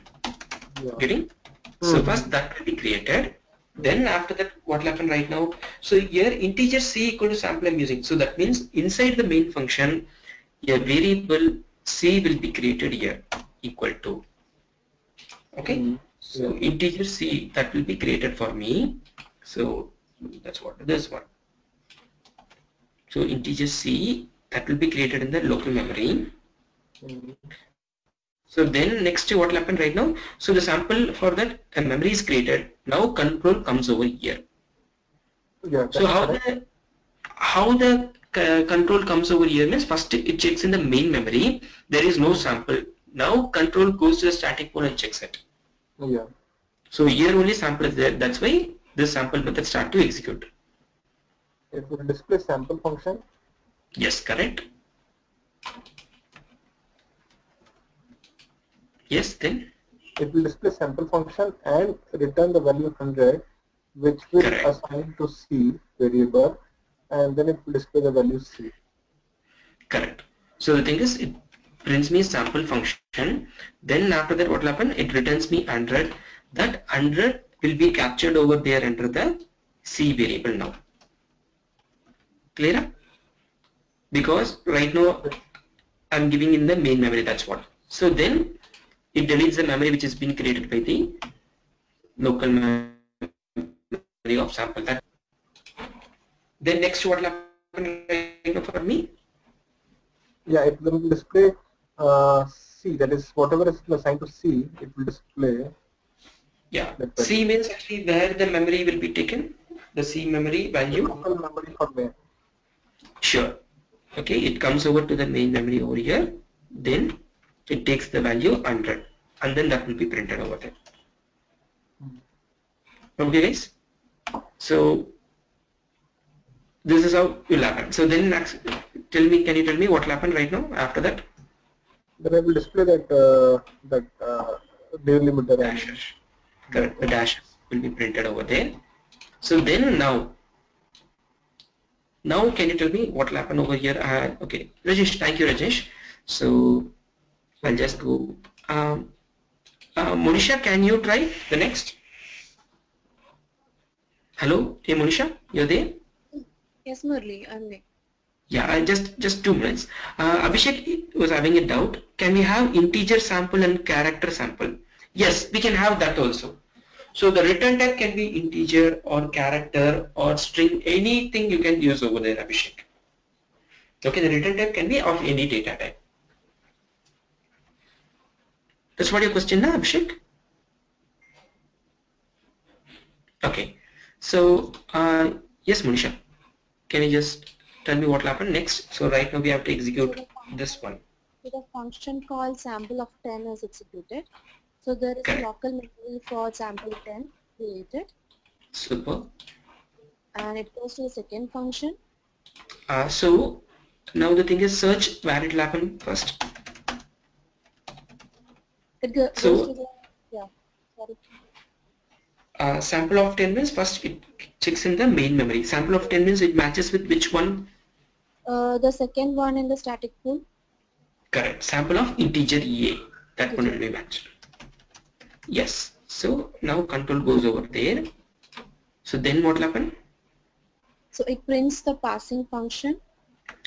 Before that, the 10 will be loaded somewhere. Can you tell me where the 10 will be loaded?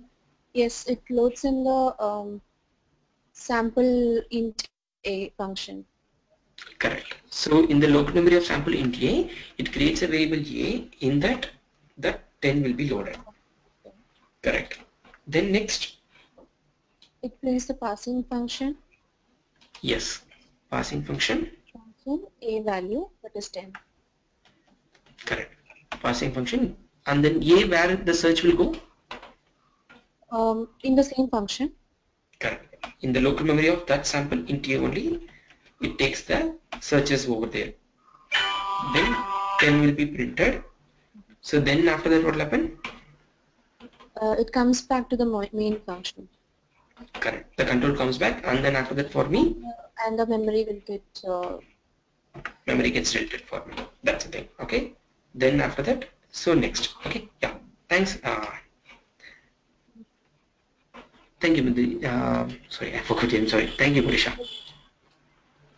So can we have in the same class? Yes, we can have. The Abhishek is having another thing. So can we have the integer sample and character sample in the same class over there. Yes, we can have that one. So the next is sample of 10.50. Sample of 10.50 means what? I'm passing over there a double argument. So that matches with this double argument. So now what happened? Once again, it prints me a local memory for that one. So it will be local memory for sample. Then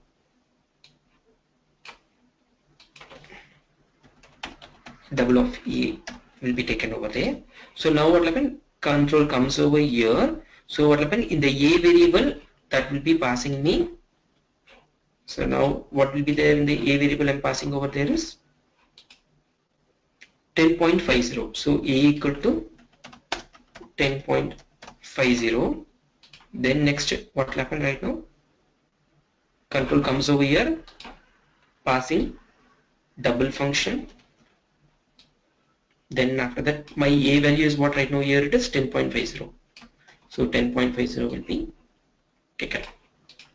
Okay. So then next is it will print me hello system.out.println hello. So before that it deletes the memory of this sample 2.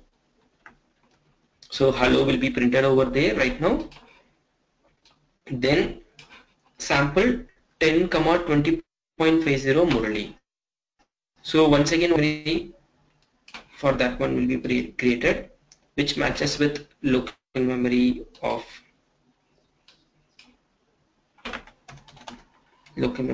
for sample. I'm passing 10, 20.50 Murali. So that is integer A comma double B comma and then string C. It matches with this one. That's what is going to happen. So now what happened in the A, it will be loading 10. In the B it will be loading 20.50, and then in the C that will be loading me Murali. These three things will be loaded here. Then after that what will happen? Control comes over here, prints me passing function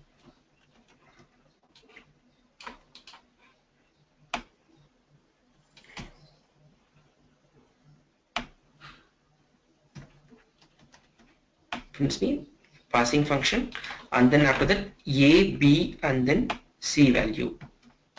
A value is 10, B value is 20.50 and then C value is Murali. These things clear? This is what will be printed. Okay, then control comes of this function again. The memory will be deleted for this one, and then after that main function start to execute. Clear? This is how the execution happened, and then after that what will happen right now for me? So it totally now execution is completed, comes out of the main memory. Main memory has been deleted. Then after that static pool, then everything. Okay, all the memory has been deleted by the garbage collector. Okay, so anyone has any doubts on this one? Okay, there is a doubt. So hi Murali, can we have a second method with same data type and same argument? That's what. That time it throws an error. Why? Because it is a duplicate. It's a duplicate. That's why based on arguments level we are differing the type or number of arguments we are differing over there. That's the thing. Clear guys? So which one will be called in case we have the same argument? Example void sample sysO void integer sample sysO int character sample. The thing is actually what always you can call a method with method name only. Void, integer, all those things are what means it's a keywords over there. Okay, those things are keywords. You cannot call the keyword. You can call the method only. Okay, based on sample only you can call. What happens to the rest of two methods? So what are the rest of two methods, Abhishek? Sorry, Ramesh. Having a value int a double b. So what is this? what happens to rest of two methods having value integer a and double b? That is actually sure. Just a second. So just a second, Ramesh. I'm just going to unmute you.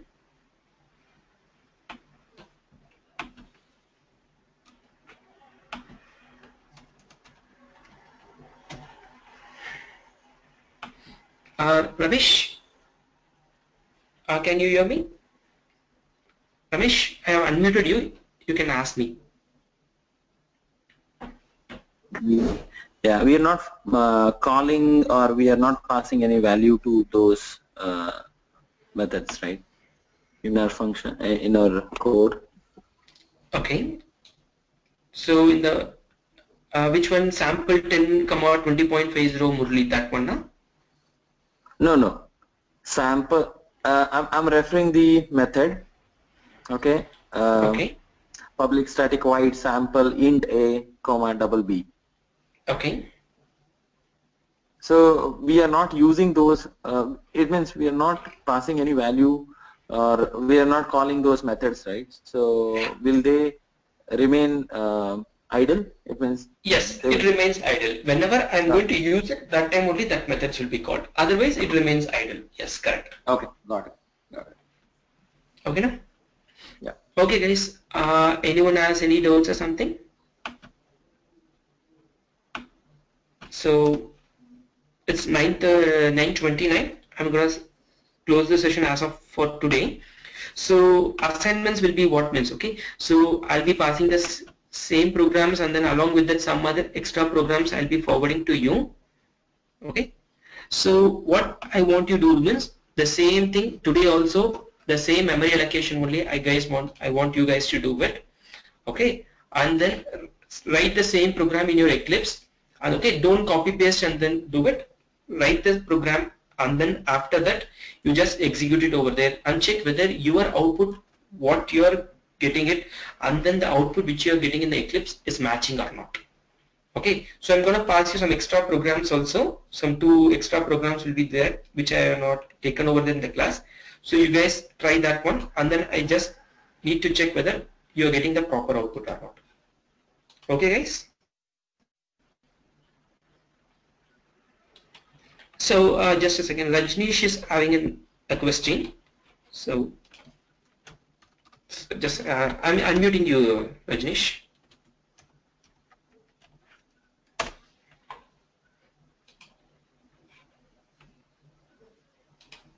Just a second, Rajneesh.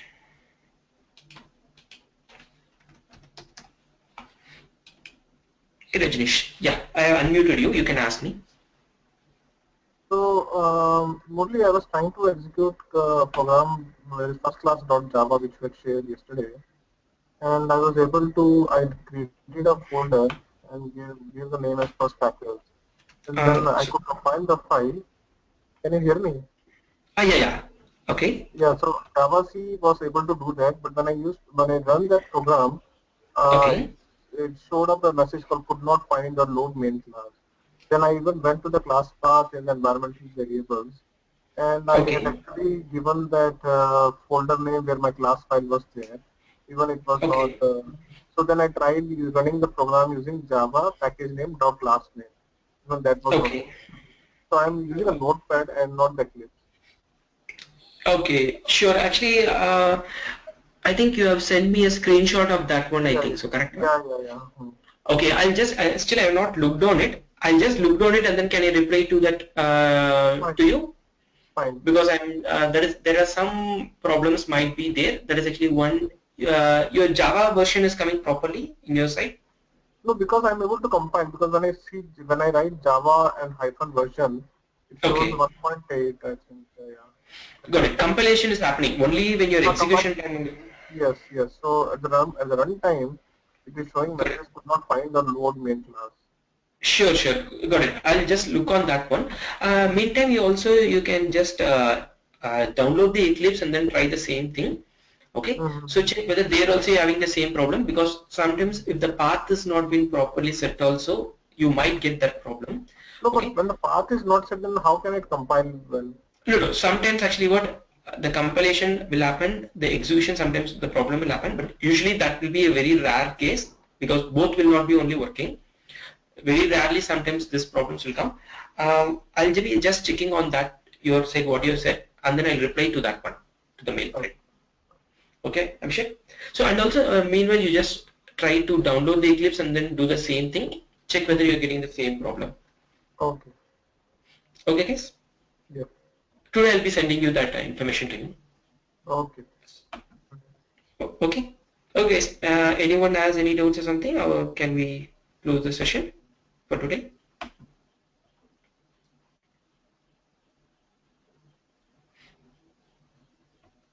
Okay. Okay, guys. Thank you. So we'll again meet up by tomorrow. Thank you.